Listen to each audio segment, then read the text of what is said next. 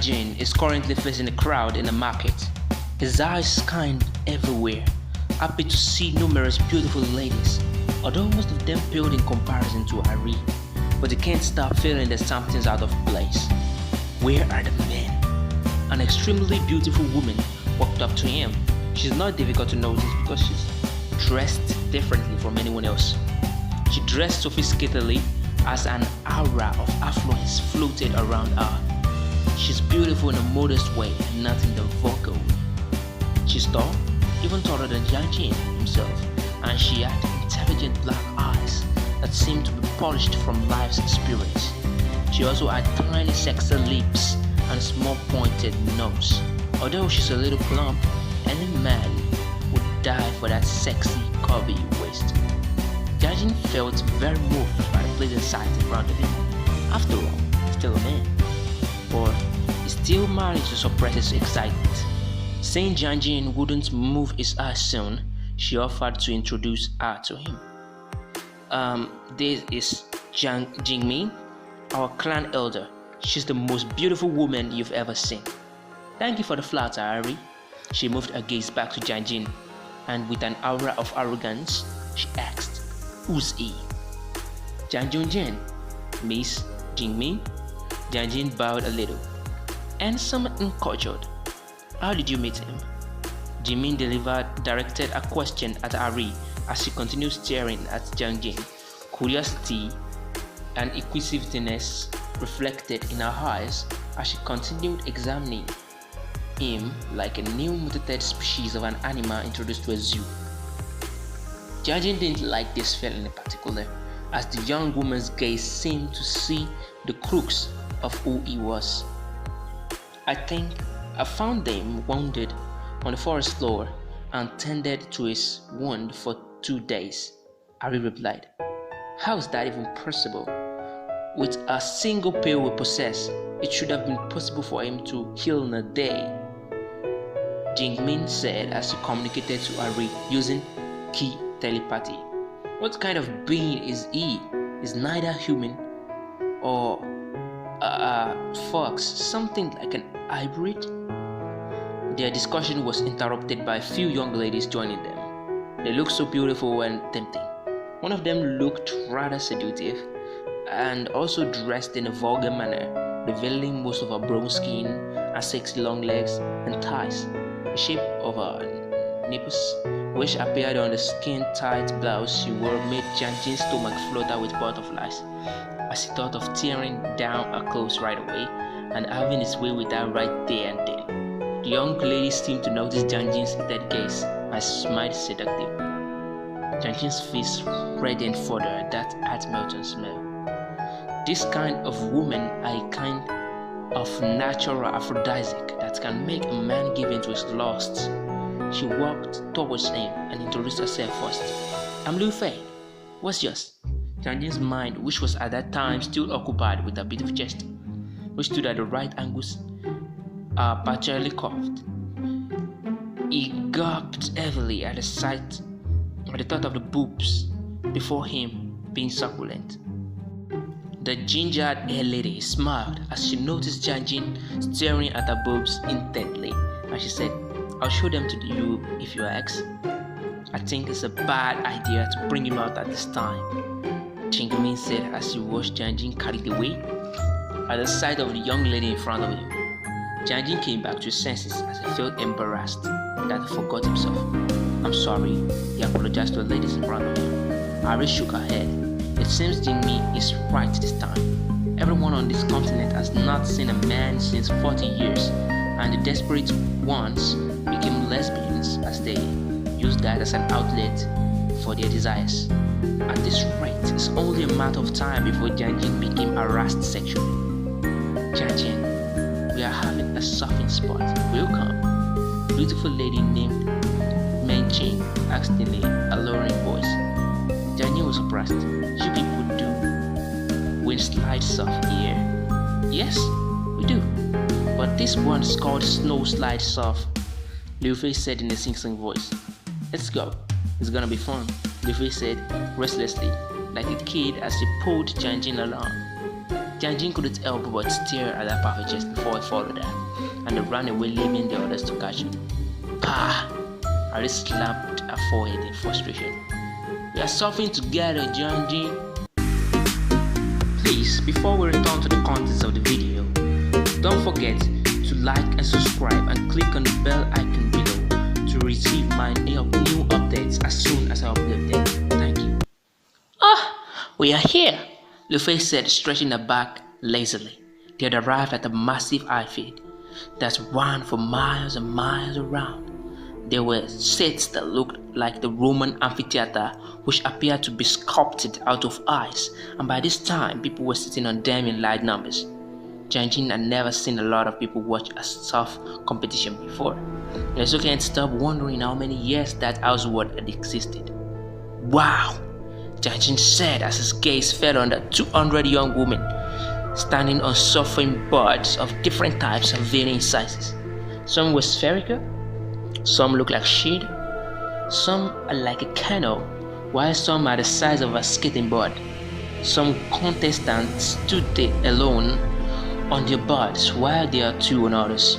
Most of the contestants carried weapons, while some brutes carried heavy weapons like great axes, great swords, cudgels, spiky kusarigamas, and others that Jiang Jin couldn't even remember their names. This was especially common for the birds, with two people.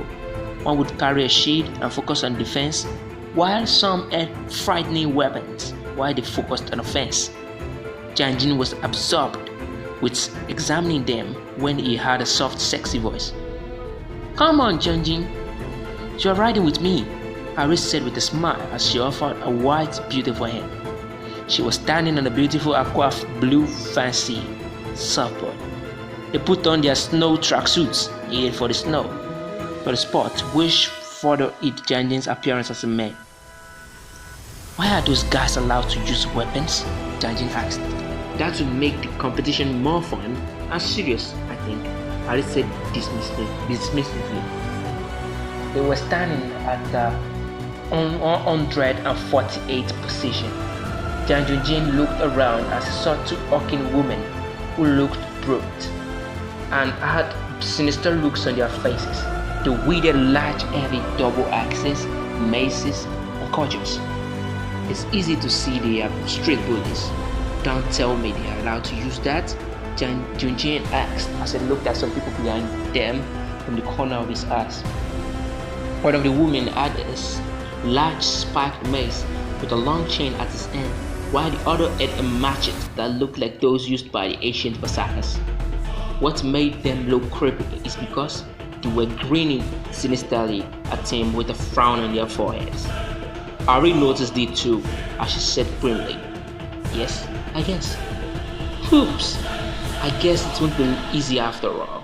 Jiang Jin felt a chill run down his spine when he heard what Ah Ri said. He turned his head and saw a captivating young woman stand at the 10th position. As soon as she stepped on the field, there were cheers from the spectators. She seemed to be extremely popular here. "Who's she?" he asked. "Yoshi, our princess and reigning ice sculpt champion for the past 20 years," I replied. 20 years? Jiang Jin was visibly surprised. He wondered, did she start surfing from a year old? Even if she started riding from a day old, it still did not obey common sense. How can a 1-year-old girl win the ice sculpt championship? As he tried to ask Ah Ri to explain the matter to him in a way that he would understand, the voice of the choppy commentator boomed through key convention.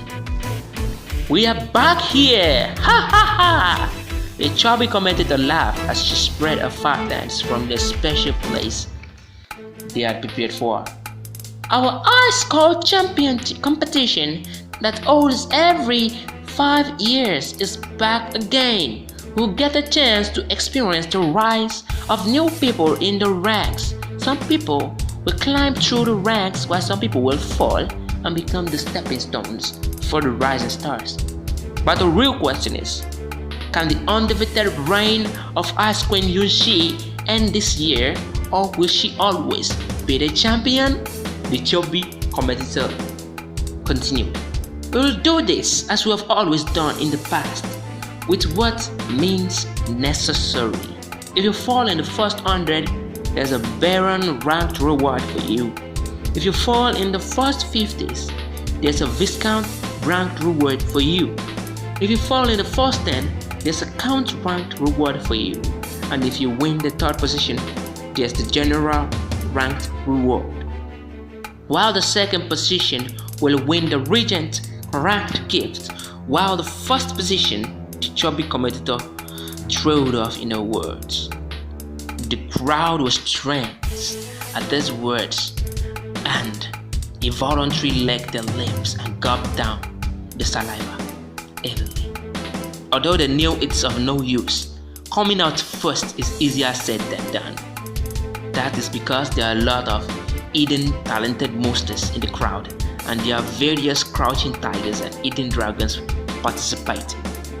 The final winner will win the high score queen tattoo and high score reward, the chubby competitor said as she smiled through her teeth. As you all know, every revolution across the changing terrain, 300 people will be eliminated, followed by 100, followed by 50, then finally 30 more people will be eliminated, signifying the end of the competition, the commentator continued.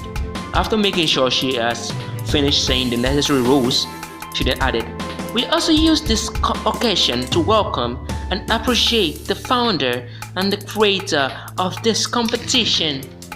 Everyone stood straight as respect and reverence filled their expressions as they looked in the direction where an exquisite figure dressed in a golden attire whose beauty shone radiantly like a golden rose. "Empress Shi!" Chubby commentator proclaimed as she bowed her face to the ground.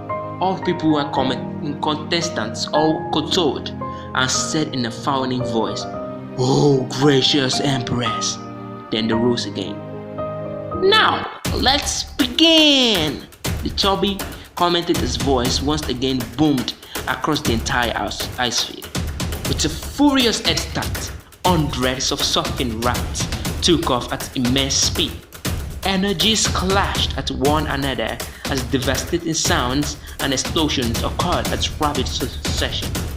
As everyone tried to cover some distance from the others, the brutes also used their weapons to hit and knock other people off their rafts as they sped off.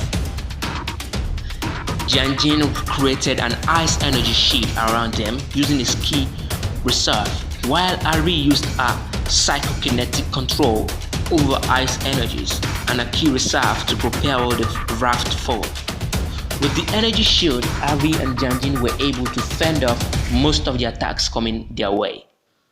Defense had been Ah Ri's weak point in the past, but with Jiang Jin's excellent energy shield, the weak points were quickly resolved. After barely making it to the first hundreds in the competition, after the elimination of the first 500s, Ah Ri's key reserve started to dwindle and she started to lose momentum. Using the rest of her key to push the raft in the first 20s, slowed down at a very visible rate. Surprised at the slowing momentum of the raft, Jiang Jin asked, "Hey, what are you doing? Slowing down now? You're almost at the first 10. "I'm sorry, Gina. This is my limit," Ah Ri said. "Oh crap! There are no such things as limits or bottlenecks," Jiang Jin said in a flustered manner. "Ha ha ha ha." Ah Ri's back at the 18th position. The fan of Ah Ri screamed. "Pooh!" Another person beside her snapped. "Has she ever finished in the first 10s before? That's our limit. Just wait and see. This time's gonna be different." "How sure are you?" "I just have the feeling." "I have an idea. Let me lend you my key," Jiang Jin proposed. "But your key level, your key realm, is significantly lower than mine. What difference would that make to the situation?" Ah Ri asked as exhaustion crept over her face. Jiang Jin didn't reply, but placed his palms on Ah Ri's shoulder, lending her some key from his energy reserve. with another source of refined ki that's naturally more faster than absorbing and personally purifying the unpurified natural ki lingering in the air, Ari's prowess increased significantly. As Jiang Jin transferred his ki to Ari, he also absorbed and refined ki at a very fast rate. Oh my god, I've never seen anyone absorb and refine ki at that rate before, Ari thought as she controlled the raft. Hey look! Harry's moving up to the top 10! A diehard fan of Harry screamed as she drew attention to Harry. Uh-oh! Impossible!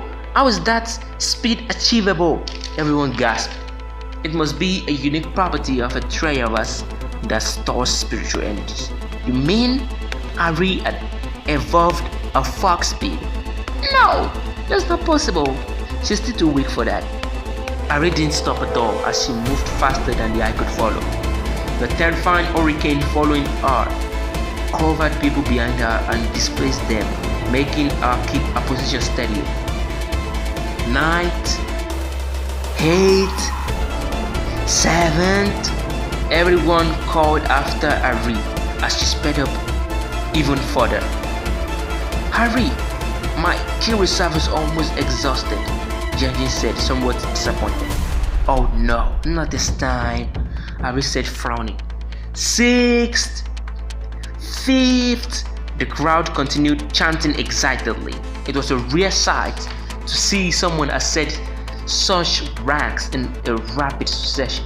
Most people only ascend a level or two, but here they're witnessing a few more monsters rapidly running up the ranks as if someone's chasing them. Despite all the cheers and excitement, although surprised flashes across Clan Jin Yun and Empress Xi's face, they still remained comported. To them, all this competition is nothing short of a child's play. Don't you think something strange about our ki? It seems to get purer, stronger, and stranger, Empress Xi said as he frowned. I can sense that too, but that should only be achievable by the fox of the purest bloodline, no? Clan Jin Yun asked. Yes, that's right. Although Ari and Yunshin are queen body type vixens, they are yet to mutate a fox speed. Who's the person behind her on the raft? She seems rather talented. Might be another friend or diehard fan of ours, Jingyu said, although she knew that Jiang Jin is a man. They are now at the third position. They are contending with a tough person. Oh crap! Ari involuntarily swore. She knew the person before her very well. It's Xiaoya, her mortal enemy. Xiaoya was at first surprised at the speed of the raft contending with her. Then the mist of ice and energy sheet covering the faces reduced drastically until Xiaoya was able to catch the faces.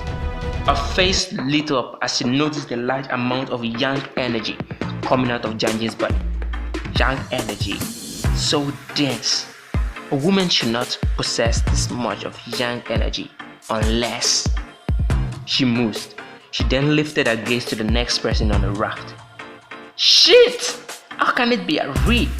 Where did she get that much energy? Harry, we meet again! Xiaoya called at Harry.